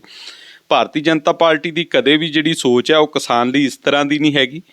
ਪਰ ਫਿਰ ਵੀ ਜਿਹੜੀ ਮੈਂ ਇੱਥੇ ਇੱਕ ਚੀਜ਼ ਕਹਿਣੀ ਚਾਹੂੰਗਾ, ਤੁਸੀਂ ਕਿਹਾ ਕਿ ਲੋਕਾਂ ਦੇ ਵਿੱਚ ਕਿੱਦਾਂ ਜਾਵਾਂਗੇ। ਅੱਜ ਦੇਖੋ ਤੁਸੀਂ, ਚਾਹੇ ਅਸੀਂ ਜਿੰਨੀਆਂ ਵੀ ਸੀਟਸ ਲੜ ਰਹੇ ਹਾਂ ਉਹਦੇ 'ਚ ਪੇਂਡੂ ਸੀਟਾਂ ਵੀ ਨੇ, ਪਿੰਡਾਂ ਦੇ ਵਿੱਚ ਜਾ ਕੇ ਚੋਣ ਪ੍ਰਚਾਰ ਵੀ ਕਰ ਰਹੇ ਹਾਂ, ਲੋਕਾਂ ਦਾ ਬੜਾ ਪਿਆਰ ਤੇ ਸਤਿਕਾਰ ਵੀ ਮਿਲ ਰਿਹਾ। ਤੁਸੀਂ ਜਿਸ ਦਿਨ 10 ਤਰੀਕ ਨੂੰ ਰਿਜ਼ਲਟ ਆਉਣਗੇ, ਖੁਦ ਹੈਰਾਨ ਹੋਵੋਗੇ ਕਿ ਇੰਨਾ ਵੱਡਾ ਜਨ ਸਮਰਥਨ ਭਾਰਤੀ ਜਨਤਾ ਪਾਰਟੀ ਨੂੰ ਕਿੱਥੋਂ ਮਿਲਿਆ, ਕਿਉਂਕਿ ਮਾਹੌਲ ਤੋਂ ਲੱਗ ਨਹੀਂ ਸੀ ਰਿਹਾ। ਪਰ ਜਿਹੜਾ ਅੰਡਰ ਕਰੰਟ ਹੈ, ਜਿਹੜੀ ਅੱਜ ਪੰਜਾਬ ਦੇ ਲੋਕਾਂ ਦੀ ਸੋਚ ਚੇਂਜ ਹੋ ਰਹੀ ਹੈ ਕਿ ਜੇ ਪੰਜਾਬ ਨੂੰ, ਜਿਹੜਾ ਅੱਜ ਬਹੁਤ ਪਿੱਛੇ ਚਲੇ ਗਿਆ ਤਰੱਕੀ ਦੇ ਪੱਖੋਂ, ਥੱਲੜੇ ਨੰਬਰਾਂ 'ਚ ਚਲੇ ਗਿਆ, ਜੇ ਪੰਜਾਬ ਨੂੰ ਉੱਤੇ ਲੈ ਕੇ ਆਉਣਾ, ਪੰਜਾਬ ਦਾ ਜਿਹੜਾ ਬ੍ਰੇਨ ਡਰੇਨ ਹੋ ਰਿਹਾ ਉਸ ਨੂੰ ਰੋਕਣਾ, ਪੰਜਾਬ ਦੇ ਨੌਜਵਾਨਾਂ ਨੂੰ ਰੁਜ਼ਗਾਰ ਦੀ ਗੱਲ ਕਰਨੀ ਹੈ, ਪੰਜਾਬ ਦੇ ਵਿਕਾਸ ਦੀ ਗੱਲ ਕਰਨੀ ਹੈ, ਪੰਜਾਬ ਦੇ ਇਨਫਰਾਸਟ੍ਰਕਚਰ ਨੂੰ ਡਿਵੈਲਪ ਕਰਨਾ ਹੈ, ਤੇ ਉਹਦੇ ਲਈ ਕੇਂਦਰ ਦੀ ਮਦਦ ਦੀ ਲੋੜ ਹੈ। ਕੇਂਦਰ ਦੀ ਸਰਕਾਰ ਨਾਲ ਮੈਚ ਕਰਦੀ ਸਰਕਾਰ ਬਣਾਉਣੀ ਚਾਹੀਦੀ ਹੈ। ਇਹ ਅੱਜ ਪੰਜਾਬ ਦੇ ਲੋਕਾਂ ਦੀ ਸੋਚ ਹੁੰਦੀ ਜਾ ਰਹੀ ਹੈ। ਤੇ ਜਦੋਂ ਪੰਜਾਬ ਦੇ ਲੋਕ ਡੂੰਘਾਈ ਨਾਲ ਬੈਠ ਕੇ ਐਨਾਲਿਸਿਸ ਕਰਦੇ ਆ, ਉਹਨਾਂ ਨੂੰ ਭਾਰਤੀ ਜਨਤਾ ਪਾਰਟੀ ਦੇ ਵਿੱਚ ਪੰਜਾਬ ਦਾ ਭਵਿੱਖ ਦੇਖ ਰਿਹਾ। ਅੱਜ ਅਸੀਂ ਚਾਹੇ ਖੰਨਾ ਸੀਟ ਲੜ ਰਹੇ ਹਾਂ, ਚਾਹੇ ਪਹਿਲ ਸੀਟ ਲੜ ਰਹੇ ਹਾਂ, ਸਮਰਾਲਾ ਸੀਟ ਤੋਂ ਸਾਡੇ ਕੈਂਡੀਡੇਟ ਲੜ ਰਹੇ ਆ, ਸਰਹੰਦ ਤੋਂ ਲੜ ਰਹੇ ਆ, ਤੁਸੀਂ ਸਾਰੇ ਇਹਨਾਂ ਇਲਾਕਿਆਂ ਦੇ ਵਿੱਚ ਵਿਚਰਦੇ ਹੋ, ਕਿਤੇ ਵੀ ਦਿਖਾਓ, ਕਿਤੇ ਲੋਕਾਂ ਦੇ ਵਿੱਚ ਕੋਈ ਐਸੀ ਗੱਲ ਹੋਵੇ ਕਿ ਨਹੀਂ ਇਹ ਅਛੂਤ ਨੇ। ਲੋਕ ਪਿਆਰ ਦੇ ਰਹੇ ਆ, ਸਤਿਕਾਰ ਦੇ ਰਹੇ ਆ, ਔਰ ਤੁਸੀਂ ਬੜੇ ਅੱਛੇ ਰਿਜ਼ਲਟ 10 ਤਰੀਕ ਨੂੰ ਆਉਣਗੇ। ਅੱਜ ਮੈਂ ਤੁਹਾਨੂੰ ਇੱਥੋਂ ਇਹ ਵੀ ਦੱਸਦਾ ਕਿ ਪੰਜਾਬ ਦੇ ਵਿੱਚ ਜਿਹੜੀ ਵੀ ਸਰਕਾਰ ਬਣੂਗੀ, ਵੈਸੇ ਤਾਂ ਭਾਰਤੀ ਜਨਤਾ ਪਾਰਟੀ ਤੇ ਉਹਦੇ ਸਹਿਯੋਗੀ ਦਲ ਸਰਕਾਰ ਬਣਾਉਣ ਜਾ ਰਹੇ ਆ, ਪਰ ਜੇ ਕਿਤੇ ਕਮੀ ਰਹੂਗੀ ਭਾਰਤੀ ਜਨਤਾ ਪਾਰਟੀ ਤੋਂ ਬਿਨਾਂ ਪੰਜਾਬ ਦੀ ਸਰਕਾਰ ਨਹੀਂ ਬਣੂਗੀ। ਇਸ ਤਰ੍ਹਾਂ ਦਾ ਮਾਹੌਲ ਪੰਜਾਬ ਦੇ ਵਿੱਚ ਬਣ ਰਿਹਾ ਹੈ। ਕਿੰਨੀਆਂ ਕੁ ਸੀਟਾਂ ਅਲਾਈਅੰਸ ਲਊਗਾ ਤੁਹਾਡੇ ਹਿਸਾਬ ਨਾਲ? ਸਾਡਾ ਤਾਂ ਮੰਨਣਾ ਹੈ ਕਿ ਅਸੀਂ ਸਰਕਾਰ ਬਣਾਵਾਂਗੇ। ਚੀਮਾ ਸਾਹਿਬ, ਜੇ ਗੱਲ ਕਰੀਏ ਗਰਾਊਂਡ ਦੀ ਤਾਂ ਦੀਨਾਨਗਰ, ਗੁਰਦਾਸਪੁਰ, ਦਸੂਹਾ, ਮਕੇਰੀਆਂ, ਹੁਸ਼ਿਆਰਪੁਰ ਦੇ ਕੁਝ ਏਰੀਆ ਤੇ ਰਾਜਪੁਰਾ, ਇਦੋਂ ਬਾਹਰ ਕਿਤੇ ਬੀਜੇਪੀ ਦਿਖਦੀ ਨਹੀਂ ਹੈ ਕਿਤੇ ਗਰਾਊਂਡ ਲੈਵਲ ਤੇ। ਆਪਣਾ ਗਵਾਂਢੀ ਹਲਕਾ ਖੰਨਾ ਜੀ, ਜਾਓ, ਉੱਥੇ ਜਾ ਕੇ ਦੇਖੋ ਫਾਈਟ ਕਿਹਦੇ ਨਾਲ ਹੈ। ਗੁਰਪ੍ਰੀਤ ਭੱਟੀ ਜੀ। ਆਪਣਾ ਗਵਾਂਢੀ ਹਲਕਾ ਸਰਹੰਦ, ਜਾਓ ਉੱਥੇ ਜਾ ਕੇ ਪੁੱਛੋ ਫਾਈਟ ਕਿਹਦੇ ਨਾਲ ਹੈ। ਮੈਂ ਤੁਹਾਡੇ ਨੇੜੇ ਨੇੜੇ ਦੀ ਗੱਲ ਕਰ ਰਿਹਾ, ਮਾਲਵੇ ਦੇ ਵਿੱਚੋਂ, ਕਿਉਂਕਿ ਮਾਲਵੇ 'ਚ ਅੱਜ ਤੱਕ ਭਾਰਤੀ ਜਨਤਾ ਪਾਰਟੀ ਨੇ ਪੈਰ ਨਹੀਂ ਸੀ ਪਸਾਰੇ। ਅਸੀਂ ਆਪਣੇ ਭਾਈਵਾਲ ਸ਼੍ਰੋਮਣੀ ਅਕਾਲੀ ਦਲ ਨੂੰ ਇਹ ਸਾਰਾ ਏਰੀਆ ਸਾਂਭਿਆ ਹੋਇਆ ਸੀ। ਕੁਛ ਕੁ ਸੀਟਾਂ ਸੀ, 5-6 ਸੀਟਾਂ ਜਿੱਥੇ ਅਸੀਂ ਲੜਦੇ ਸੀ। ਪਹਿਲੀ ਵਾਰ ਹੈ ਕਿ ਭਾਰਤੀ ਜਨਤਾ ਪਾਰਟੀ ਮਾਲਵੇ 'ਚ ਆਪਣੇ ਦਮ ਤੇ ਆਈ ਹੈ। ਮਾਲਵੇ 'ਚ ਵੱਡੀ ਅਮਾਊਂਟ ਦੇ ਵਿੱਚ ਸੀਟਾਂ ਲੜ ਰਹੇ ਆ ਤੇ ਜਿਹੜਾ ਮਾਲਵਾ ਹੈ ਇਹ ਇਤਿਹਾਸ ਵੋਟ ਪਰਸੈਂਟੇਜ 'ਚ ਵੀ ਭਾਰਤੀ ਜਨਤਾ ਪਾਰਟੀ ਲਈ ਬਣਾਊਗਾ। ਇਹ ਤੁਹਾਡੇ ਸਾਹਮਣੇ ਆਉਣ ਵਾਲੇ ਦਿਨਾਂ 'ਚ ਰਿਜ਼ਲਟ ਆਉਣਗੇ। ਇੱਕ ਹੋਰ ਪ੍ਰਸ਼ਨ ਹੈ ਚੀਮਾ ਸਾਹਿਬ, ਵੀ ਹਜੇ ਲੜਾਈ ਜਿਹੜੀ ਆ ਕਿਸਾਨਾਂ ਦੀ ਉਹ ਬਾਕੀ ਹੈ, MSP ਦੀ ਗਰੰਟੀ ਦੀ ਬਾਕੀ ਹੈ, ਹਜੇ ਕੇਸ ਵਾਪਸਾਂ ਦੀ ਬਾਕੀ ਹੈ। ਜਿਹੜੇ ਸ਼ਹੀਦ ਹੋਏ ਉਹਨਾਂ ਨੂੰ ਮੁਆਵਜ਼ੇ ਨਹੀਂ ਮਿਲੇ। ਹੁਣ ਪਿੱਛੇ ਜੇ ਬਿਆਨ ਆਇਆ ਵੀ ਜਿਹੜੇ MSP ਦੀ ਗਰੰਟੀ ਦੀ ਜਿਹੜੀ ਕਮੇਟੀ ਬਣਾਉਣੀ ਹੈ ਉਹ ਇਲੈਕਸ਼ਨ ਤੋਂ ਬਾਅਦ ਦੇ ਵਿੱਚ ਬਣਾਵਾਂਗੇ। ਕਿਤੇ ਨਾ ਕਿਤੇ ਪ੍ਰੈਸ਼ਰ ਤਾਂ ਨਹੀਂ ਕ੍ਰੀਏਟ ਕਰਦੀ ਪੰਜਾਬ ਦੇ ਉੱਪਰ ਬੀਜੇਪੀ ਕਿਤੇ? ਭਾਰਤੀ ਜਨਤਾ ਪਾਰਟੀ ਦੀ ਮੈਂ ਹਮੇਸ਼ਾ ਗੱਲ ਕਹਿ ਰਿਹਾ, ਵਾਰ-ਵਾਰ ਕਹਿ ਰਿਹਾ ਕਿ ਕੋਈ ਵੀ ਐਸੀ ਸੋਚ ਨਹੀਂ ਕਿ ਪ੍ਰੈਸ਼ਰ ਕਰਨਾ ਪੰਜਾਬ ਸਾਡਾ ਮਾਣ ਹੈ। ਪੰਜਾਬ ਨੂੰ ਭਾਰਤੀ ਜਨਤਾ ਪਾਰਟੀ ਆਪਣਾ ਤਾਜ ਸਮਝਦੀ ਹੈ, ਪੰਜਾਬ ਨੂੰ ਆਪਣੀ ਖੜਗ ਭੁਜਾ ਸਮਝਦੀ ਹੈ। ਪੰਜਾਬ ਸਾਡਾ ਯੋਧਿਆਂ ਦਾ ਸੂਬਾ ਹੈ। ਸੋ ਭਾਰਤੀ ਜਨਤਾ ਪਾਰਟੀ ਦੀ ਇਸ ਤਰ੍ਹਾਂ ਦੀ ਕੋਈ ਮਨਸ਼ਾ ਨਹੀਂ। ਠੀਕ ਹੈ, ਇਲੈਕਸ਼ਨ ਕਰਕੇ ਕਮੇਟੀ ਪੈਂਡਿੰਗ ਹੋਈ ਹੈ। ਇਲੈਕਸ਼ਨ ਤੋਂ ਬਾਅਦ ਕਿਸੇ ਨੇ ਨਹੀਂ ਕਿਹਾ, ਖੇਤੀਬਾੜੀ ਮਿਨਿਸਟਰ ਸਾਹਿਬ ਦਾ ਬਿਆਨ ਆਇਆ ਕਿ ਅਸੀਂ ਇਲੈਕਸ਼ਨ ਤੋਂ ਬਾਅਦ ਕਮੇਟੀ ਬਣਾਵਾਂਗੇ, ਜਦਕਿ ਸਾਡੇ ਜਥੇਬੰਦੀਆਂ ਤੋਂ ਇਲੈਕਸ਼ਨ ਲੜਨ ਦੇ ਵਿੱਚ ਲੱਗੀਆਂ ਹੋਈਆਂ, ਉਹ ਤੋਂ ਇਸ ਗੱਲ ਨੂੰ ਭੁੱਲ ਵੀ ਚੁੱਕੀਆਂ ਹੋਣਗੀਆਂ। ਪਰ ਖੇਤੀਬਾੜੀ ਮੰਤਰੀ ਸਾਹਿਬ ਨੇ ਸਿੰਸੀਅਰਟੀ ਨਾਲ ਬਿਆਨ ਦਿੱਤਾ ਕਿ ਅਸੀਂ ਇਲੈਕਸ਼ਨ ਤੋਂ ਬਾਅਦ MSP ਤੇ ਕਮੇਟੀ ਬਣਾਵਾਂਗੇ। ਔਰ ਪੰਜਾਬ ਦੇ ਵਿੱਚ ਜਿਹੜੀਆਂ ਫਸਲਾਂ ਹੁੰਦੀਆਂ ਉਹ MSP ਤੇ ਕਣਕ ਤੇ ਝੋਨਾ ਇੱਕ ਦਾਣਾ। ਮੈਂ ਰੋਕ ਰਿਹਾ, ਜਥੇਬੰਦੀਆਂ ਸਾਰੀਆਂ ਇਲੈਕਸ਼ਨ 'ਚ ਨਹੀਂ ਆਈਆਂ ਹੈਗੀਆਂ, ਵੱਡੀਆਂ ਜਥੇਬੰਦੀਆਂ ਇਲੈਕਸ਼ਨ ਤੋਂ ਬਾਹਰ ਨੇ, ਨਾਨ ਪੋਲੀਟੀਕਲ ਨੇ ਉਹ। ਨਹੀਂ, ਬਿਲਕੁਲ। ਮੈਂ ਦੇਖੋ ਕੁਛ ਜਥੇਬੰਦੀਆਂ ਬਾਹਰ ਹੈ, ਪਰ ਜ਼ਿਆਦਾਤਰ ਜਥੇਬੰਦੀਆਂ ਜਿਹੜੇ ਉਹਨਾਂ ਦੇ ਆਗੂ ਸਾਹਿਬਾਨ ਹੈ, ਰਾਜੇਵਾਲ ਸਾਹਿਬ ਕਿਸਾਨਾਂ ਦੇ ਮੇਨ ਆਗੂ ਸੀ, ਅੱਜ ਉਹ ਇਲੈਕਸ਼ਨ ਦੇ ਵਿੱਚ ਨੇ, ਸਮਰਾਲੇ ਤੋਂ ਇਲੈਕਸ਼ਨ ਲੜ ਰਹੇ ਆ। ਉਹਨਾਂ ਦੇ ਨਾਲ ਸਹਿਯੋਗੀ ਦਲ ਇਲੈਕਸ਼ਨ ਲੜ ਰਹੇ ਹੈ। ਉਹਨਾਂ ਦੀ ਚਲੋ ਮੈਂ ਤਾਂ ਕਹਿੰਦਾ ਵੈਲਕਮ ਹੈ। ਰਾਜ ਲੋਕਤੰਤਰ ਦੇ ਵਿੱਚ ਹਰ ਇੱਕ ਨੂੰ ਇਲੈਕਸ਼ਨ ਲੜਨ ਦਾ ਹੱਕ ਹੈ, ਉਹਨਾਂ ਦਾ ਵੀ ਸਵਾਗਤ ਹੈ। ਮੈਂ ਕੋਈ ਇਸ ਗੱਲ ਤੇ ਕਿੰਤੂ ਪਰੰਤੂ ਨਹੀਂ ਕਰ ਰਿਹਾ ਕਿ ਉਹ ਕਿਉਂ ਲੜ ਰਹੇ ਆ। ਉਹ ਲੜਨਾ ਚਾਹੀਦਾ, ਹਰ ਇੱਕ ਨੂੰ ਸਿਸਟਮ ਦੇ ਵਿੱਚ ਬਦਲਾਅ ਲਈ ਉਹ ਲੜ ਰਹੇ ਆ, ਚੰਗੀ ਗੱਲ ਹੈ। ਪਰ ਜਿਹੜੀ ਗੱਲ ਤੁਸੀਂ ਕੀਤੀ ਹੈ ਕਿ ਪੰਜਾਬ ਦੇ ਵਿੱਚ ਕਣਕ ਤੇ ਝੋਨੇ ਦਾ ਇੱਕ ਦਾਣਾ ਸੈਂਟਰ ਸਰਕਾਰ ਖਰੀਦਦੀ ਹੈ, ਪਰ ਉਹਦੇ ਨਾਲ ਕਿਤੇ ਸਟੇਟ ਗਵਰਨਮੈਂਟਾਂ ਦੇ ਵੀ ਫਰਜ਼ ਹੁੰਦੇ ਆ। ਇੱਕ ਪਾਸੇ ਅਸੀਂ ਕਹਿੰਦੇ ਆ ਕਿ ਖੇਤੀਬਾੜੀ ਜਿਹੜਾ ਸਬਜੈਕਟ ਹੈ ਉਹ ਸਟੇਟ ਸਬਜੈਕਟ ਹੈ, ਦੂਜੇ ਪਾਸੇ ਜਿਹੜੀ ਸਟੇਟ ਗਵਰਨਮੈਂਟ ਦੀਆਂ ਜ਼ਿੰਮੇਵਾਰੀਆਂ ਹੈ, ਅਸੀਂ ਫਰਜ਼ਾਂ ਤੋਂ ਭੱਜਦੇ ਹਾਂ। ਜਿਹੜੇ ਸਾਡੇ ਫਰਜ਼ ਹੈ ਸਟੇਟ ਗਵਰਨਮੈਂਟ ਦੇ ਉਹ ਪੂਰੇ ਨਹੀਂ ਕਰ ਰਹੇ। ਸਾਡਾ ਗਵਾਂਢੀ ਸੂਬਾ ਹਰਿਆਣਾ ਹੈ, ਹਰਿਆਣੇ ਦੇ ਵਿੱਚ 13 ਫਸਲਾਂ ਤੇ MSP ਦਿੱਤੀ ਜਾ ਰਹੀ ਹੈ। ਪੰਜਾਬ ਦੇ ਵਿੱਚ 2 ਤੋਂ ਬਿਨਾਂ ਕੋਈ ਦਿੱਤੀ ਨਹੀਂ ਜਾ ਰਹੀ। ਭਾਵੰਤਰ ਯੋਜਨਾ ਉੱਥੇ ਲਾਗੂ ਹੈ, ਉਹਦੇ ਵਿੱਚ ਉਸ ਤੋਂ ਬਿਨਾਂ ਕਣਕ ਝੋਨੇ ਦੇ ਫਸਲੀ ਚੱਕਰ ਚੋਂ ਕੱਢਣ ਦੇ ਲਈ ਕਿਸਾਨ ਨੂੰ ਇੱਕ ਸਕੀਮ ਦਿੱਤੀ ਜਾ ਰਹੀ ਹੈ ਕਿ ਜੇ ਤੁਸੀਂ ਕਣਕ ਤੇ ਝੋਨੇ ਚੋਂ ਬਾਹਰ ਆ ਕੇ ਹੋਰ ਫਸਲਾਂ ਲਾਓਗੇ, ਉਸ ਕਿਸਾਨ ਨੂੰ 10,000 ਰੁਪਈਆ ਪ੍ਰਤੀ ਏਕੜ ਮੁਆਵਜ਼ਾ ਦਿੱਤਾ ਜਾ ਰਿਹਾ ਸਰਕਾਰ ਵੱਲੋਂ। ਸੋ ਇਹ ਜਿਹੜੀਆਂ ਸਟੇਟ ਗਵਰਨਮੈਂਟ ਦੀ ਪਾਲਿਸੀਜ਼ ਹੈ, ਅਸੀਂ ਜਿਹੜਾ ਆਪਣਾ ਕੱਲ ਚੋਣ ਮਨੋਰਥ ਪੱਤਰ ਜਾਰੀ ਕੀਤਾ ਉਹਦੇ 'ਚ ਅਸੀਂ ਬਿਲਕੁਲ ਜਿਹੜੇ ਸਾਡੇ ਫਰਜ਼ ਸਟੇਟ ਗਵਰਨਮੈਂਟ ਦੇ ਆ ਉਹਨਾਂ ਤੇ ਟਾਰਗੇਟ ਕੀਤਾ ਕਿ ਜੇ ਸਾਡੀ ਸਰਕਾਰ ਪੰਜਾਬ ਦੇ ਵਿੱਚ ਆਉਂਦੀ ਹੈ, ਜਿਹੜੇ ਬੇਜ਼ਮੀਨੇ ਕਿਸਾਨ ਹੈ, 1 ਲੱਖ ਜਿਹੜਾ ਕਿੱਲਾ ਪੰਜਾਬ ਦੇ ਵਿੱਚ ਸ਼ਾਮਲਾਟ ਜ਼ਮੀਨ ਪਈ ਹੈ, ਅਸੀਂ ਉਹ ਜਿਹੜੀ ਜ਼ਮੀਨ ਹੈ ਉਹਨਾਂ ਬੇਜ਼ਮੀਨੇ ਕਿਸਾਨਾਂ 'ਚ ਵੰਡਾਂਗੇ ਤਾਂ ਜੋ ਉਹ ਵੀ ਆਪਣੇ ਕੰਮ ਧੰਦੇ ਲੱਗ ਸਕਣ। ਇਸ ਦੇ ਨਾਲ ਜਿਹੜੇ ਸਾਡੇ ਬੇਜ਼ਮੀਨੇ ਕਿਸਾਨ ਹੈ ਉਹਨਾਂ ਨੂੰ 6,000 ਰੁਪਈਆ ਜਿਹੜੀ ਕਿਸਾਨ ਸਨਮਾਨ ਨਿਧੀ ਯੋਜਨਾ ਉਹ ਬੇਜ਼ਮੀਨੇ ਕਿਸਾਨਾਂ ਨੂੰ ਵੀ ਸ਼ੁਰੂਆਤ ਕਰਾਂਗੇ। ਉਹਦੇ ਨਾਲ ਅਸੀਂ ਜਿਹੜੀ ਫਰੂਟ ਤੇ ਵੈਜੀਟੇਬਲ ਹੈ, ਸਬਜ਼ੀਆਂ ਤੇ ਫਲ ਨੇ, ਉਹਨਾਂ ਤੇ ਸਟੇਟ ਗਵਰਨਮੈਂਟ ਵੱਲੋਂ MSP ਦਾ ਪ੍ਰਬੰਧ ਕਰਾਂਗੇ ਤਾਂ ਜੋ ਸਾਡੇ ਕਿਸਾਨ ਫਸਲੀ ਚੱਕਰ ਚੋਂ ਨਿਕਲ ਕੇ, ਕਿਉਂਕਿ ਝੋਨੇ ਨੇ ਸਾਡਾ ਅੱਜ ਸਭ ਤੋਂ ਵੱਡਾ MSP ਦਾ ਇਸ਼ੂ ਨਹੀਂ ਹੈਗਾ, ਸਾਡੇ ਲਈ ਫਸਲਾਂ ਨੂੰ ਸਾਂਭਣ ਦਾ ਇਸ਼ੂ ਨਹੀਂ, ਸਾਡੇ ਪੰਜਾਬ ਲਈ ਸਭ ਤੋਂ ਵੱਡਾ ਇਸ਼ੂ ਹੈ ਪਾਣੀ ਦਾ। 7 ਸਾਲ ਦਾ ਪਾਣੀ ਹੈ ਪੰਜਾਬ ਦੇ ਕੋਲ, ਤੁਸੀਂ ਪੜ੍ਹ ਕੇ ਦੇਖੋ ਰਿਪੋਰਟਾਂ। 7 ਸਾਲ ਤੋਂ ਬਾਅਦ ਤੁਸੀਂ ਸੋਚ ਕੇ ਦੇਖਿਓ, ਜਦੋਂ ਮੈਂ ਸੋਚਦਾ ਮੈਨੂੰ ਤਾਂ ਕਈ ਵਾਰ ਰਾਤ ਨੂੰ ਮੇਰੀ ਨੀਂਦ ਖੁੱਲ ਜਾਂਦੀ ਹੈ, ਨੀਂਦ ਉੱਡ ਜਾਂਦੀ ਹੈ ਕਿ 7 ਸਾਲ ਤੋਂ ਬਾਅਦ ਮੇਰੇ ਪੰਜਾਬ ਦਾ ਕੀ ਹੋਊਗਾ, ਮੇਰੇ ਕਿਸਾਨ ਦਾ ਕੀ ਹੋਊਗਾ, ਮੇਰੇ ਜਵਾਨ ਦਾ ਕੀ ਹੋਊਗਾ। ਸਾਡੀ ਕਿਸਾਨੀ, ਜਵਾਨੀ, ਪਾਣੀ ਖਤਮ ਹੋ ਜਾਵਾਂਗੇ ਅਸੀਂ, ਤੇ ਪਾਣੀ ਨਾਲ ਹੀ ਖੇਤੀ ਹੈ। 7 ਸਾਲ ਤੋਂ ਬਾਅਦ ਜਾਣਾ ਕਿ ਅੱਜ ਉਸ ਪਾਸੇ ਨੂੰ ਪਾਲਿਸੀ ਬਣਾਉਣ ਦੀ ਲੋੜ ਹੈ। ਔਰ ਉਹ ਪਾਲਿਸੀਆਂ ਜਿਹੜੀਆਂ ਨਹਿਰੀ ਸਿੰਚਾਈ ਦੀ ਪਾਲਿਸੀ ਦੀ ਮੈਂ ਗੱਲ ਕਰਾਂ, ਉਹ ਸਟੇਟ ਗਵਰਨਮੈਂਟ ਨੇ ਬਣਾਉਣੀਆਂ। ਠੀਕ ਹੈ, ਸੈਂਟਰ ਵੱਲੋਂ ਪੈਸਾ ਪਹਿਲਾਂ ਵੀ ਆ ਰਿਹਾ, ਪਰ ਉਹ ਪੈਸਾ ਕਿੱਥੇ ਜਾ ਰਿਹਾ ਕੁਛ ਪਤਾ ਨਹੀਂ। ਇਮਾਨਦਾਰ ਲੋਕਾਂ ਦੀ ਪੰਜਾਬ ਨੂੰ ਲੋੜ ਹੈ। ਸੁਹਿਰਦ ਜਿਹੜੇ ਸੁਹਿਰਦਤਾ ਨਾਲ ਪੰਜਾਬ ਨੂੰ ਸੋਚਣ, ਧਰਮਾਂ ਤੋਂ ਉੱਤੇ ਉੱਠ ਕੇ ਸੋਚਣਾ ਪੈਣਾ ਜੇ ਪੰਜਾਬ ਬਚਾਉਣਾ, ਫਿਰਕਿਆਂ 'ਚੋਂ ਨਿਕਲ ਕੇ ਸੋਚਣਾ ਪੈਣਾ ਜੇ ਪੰਜਾਬ ਬਚਾਉਣਾ। ਪੰਜਾਬ ਦੀ ਅੱਜ ਜਿਹੜੀ ਸਭ ਤੋਂ ਵੱਡੀ ਲੋੜ ਹੈ ਉਹ ਪਾਣੀ ਬਚਾਉਣ ਦੀ ਹੈ। 7 ਸਾਲ ਤੋਂ ਬਾਅਦ ਤੁਸੀਂ, ਮੈਂ ਕਿਹਾ ਕਿ ਸੋਚ ਕੇ ਵੇਖਿਓ ਕੀ ਬਣੂਗਾ। ਸੋ ਸਾਨੂੰ ਇਹਨਾਂ ਸਾਰੀਆਂ ਚੀਜ਼ਾਂ ਤੇ ਧਿਆਨ ਦੇ ਕੇ ਚੱਲਣਾ ਪੈਣਾ। ਚੀਮਾ ਸਾਹਿਬ, ਅਖੀਰ ਤੇ ਸਾਡੇ ਸਰੋਤਿਆਂ ਨੂੰ ਕੀ ਕਹਿਣਾ ਚਾਹੋਗੇ? ਤੁਹਾਡੇ ਸਾਰੇ, ਕਿਉਂਕਿ ਤੁਹਾਡੇ ਇਸ ਚੈਨਲ ਦੇ ਮਾਧਿਅਮ ਨਾਲ ਬਹੁਤ ਸਾਰੇ ਲੋਕ ਜੁੜੇ ਹੋਏ ਆ, ਤੁਸੀਂ ਬਹੁਤ ਸਮਾਜ ਦੀ ਵੀ ਸੇਵਾ ਕਰਦੇ ਹੋ, ਲੋਕਾਂ ਨੂੰ ਜਾਗਰੂਕ ਵੀ ਕਰਦੇ ਰਹਿੰਦੇ ਹੋ ਸਮੇਂ-ਸਮੇਂ 'ਤੇ ਜਿਹੜੀਆਂ ਚੀਜ਼ਾਂ ਹੋ ਰਹੀਆਂ ਹੁੰਦੀਆਂ ਸਾਡੇ ਸਮਾਜ ਦੇ ਵਿੱਚ।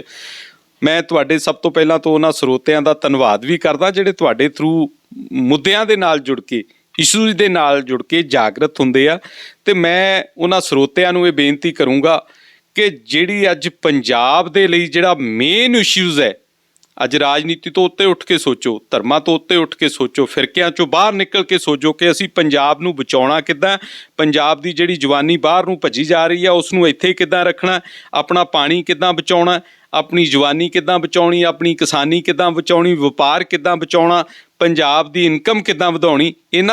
ਜਦੋਂ ਤੁਸੀਂ ਇਹਨਾਂ ਸਾਰੀ ਚੀਜ਼ਾਂ 'ਤੇ ਬਹਿ ਕੇ ਗਹਿਨ ਚਿੰਤਨ ਕਰੋਗੇ ਤੇ ਉਹਦੇ ਹੱਲ ਵੀ ਨਿਕਲਣਗੇ। ਕਿਉਂਕਿ ਜਿਹੜਾ ਨੇਤਾ ਚੁਣਨੇ ਆ ਉਹ ਆਮ ਲੋਕਾਂ ਨੇ ਚੁਣਨੇ ਹੁੰਦੇ ਆ। ਜਦੋਂ ਆਮ ਲੋਕ ਜਾਗਰਤ ਹੋ ਗਏ ਆਪਣੇ ਸੂਬੇ ਲਈ, ਆਪਣੇ ਹੱਕਾਂ ਲਈ, ਆਪਣੇ ਚੁਣੇ ਹੋਏ ਨੇਤਾਵਾਂ ਦੇ ਲਈ, ਤੇ ਪੰਜਾਬ ਨੂੰ ਕਿਸੇ ਚੀਜ਼ ਦੀ ਲੋੜ ਨਹੀਂ ਰਹੂਗੀ। ਪੰਜਾਬ ਆਪਣੇ ਪੈਰਾਂ 'ਤੇ ਆਪ ਖੜਾ ਹੋਊਗਾ। ਬਹੁਤ ਧੰਨਵਾਦ। ਇਹ ਸਨ ਸਰਦਾਰ ਬਿਕਰਮਜੀਤ ਸਿੰਘ ਚੀਮਾ, ਦਰਾਹਾ ਫੰਟੂਸ PB 55 ਤੋਂ। ਕੈਮਰਾਮੈਨ ਹਰੀਸ਼ ਕਪਲਾ ਦੇ ਨਾਲ ਕੁਲਵੀਰ ਸਰਾਂ ਦੀ ਰਿਪੋਰਟ।